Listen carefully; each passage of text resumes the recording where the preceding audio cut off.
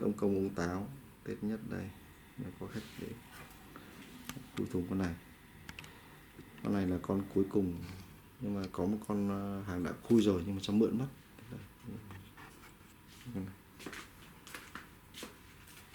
Anh khui không anh? Hay là đây anh khui. À thôi anh khui xí gơm nữa.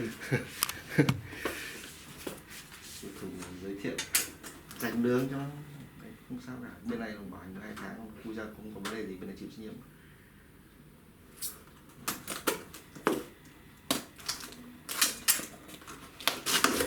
Đây, một chai hàng mới nhá. Đấy, bọc này đưa ra giấy tờ.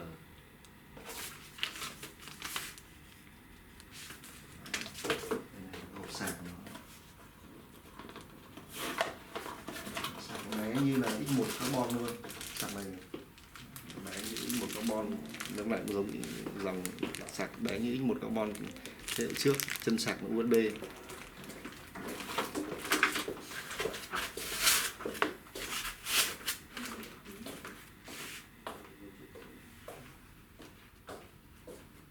Anh cầm thử kiểm tra qua xem là phải máy mới không, có hình thức gì, vết sử dụng gì, có vết cháy xước gì không,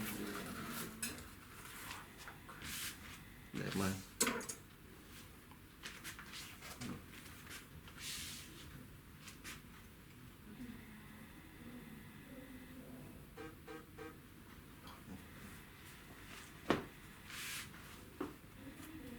đây yoga 21 360.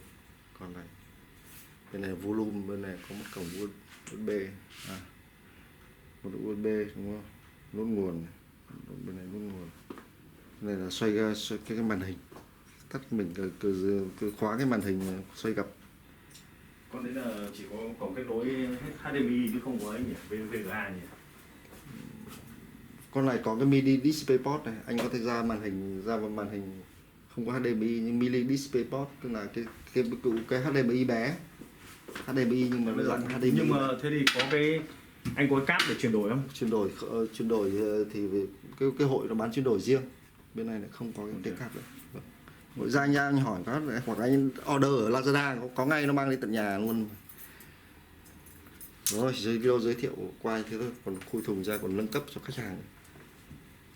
Con này nó dùng cái vít rất là lạ, có loại vít đấy mới tháo được, vít nó hơi vuông vuông. Giới thiệu qua thế thôi nhé.